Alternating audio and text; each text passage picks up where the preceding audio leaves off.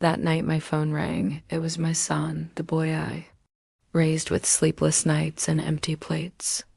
The same child who once promised to buy me a big house one day now. His voice was cold, calm, distant. He said, "Mom, I am getting married tomorrow. Your car and house are sold." Bye. He did not say I love you. He did not say thank you. He just said bye and hung up. The silence that followed was heavier than thunder. It pressed against my chest like the weight of every sacrifice I ever made. He thought that call ended my story, but karma does not need an invitation, especially when the wedding is built on betrayal. Comment if you believe karma never forgets a name. Tap like if you think silence is the sharpest revenge. Subscribe because every story here turns heartbreak into power and pain into poetry. The house was quiet that night.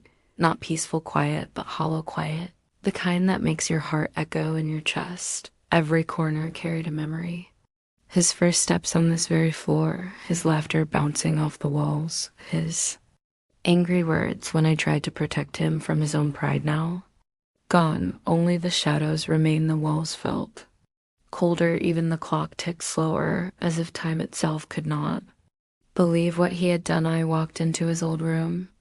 The air still smelled of his cologne, a mix of youth dreams and ego. I touched one of his old trophies and whispered, "You were supposed to be my pride, not my punishment." He did not just sell a house, he sold the roof that sheltered him from storms. He sold the walls that once sang him to sleep.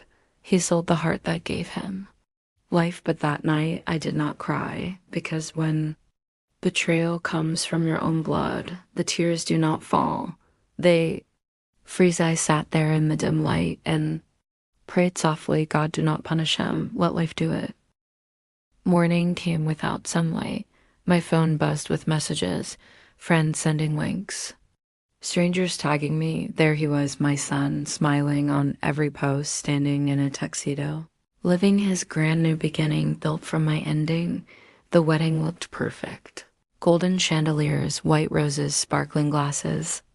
Every smile rehearsed for the camera. But hours passed and the whispers began. Where is the bride? No one could find her.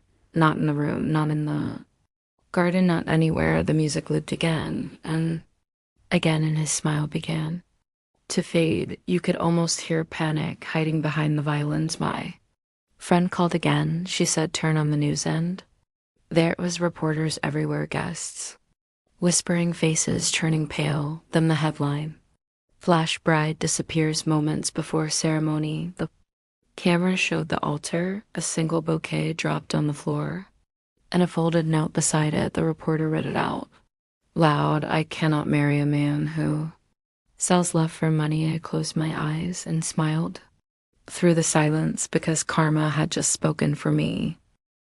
By evening, the palace of his pride had crumbled. Guests gone, lights out, music dead. My phone rang again.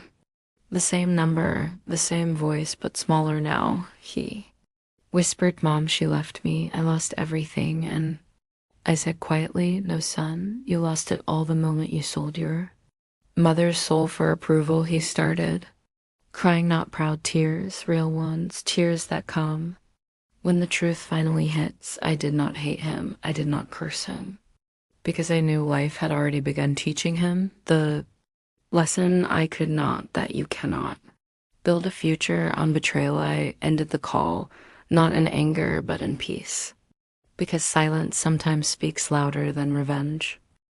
Weeks passed, then a letter arrived from her, the bride who never became one. She wrote, "I found out what he did to you. How he forged the papers, how he sold your home behind your back. I could not wear that dress, not when it was stitched with betrayal." Her words became a mirror, and I saw it clearly. I did not need revenge. The truth had done the work for me. Started rebuilding brick by brick, day by day, until the house that once broke me became the home that healed me. Now it no longer carried his name, it carried my peace. Months later, I sat by the same window, the same one where I once cried in silence. Now the Light felt different, warmer, softer, alive the sunset. Painted the walls gold, the garden smelled of jasmine and rain. I thought about that phone call, the voice that once broke me, and I whispered to myself, he sold my house for love, but love refused to buy him, and in that moment I smiled. Because I finally understood he did not destroy me. He revealed me. Tell me in the comments.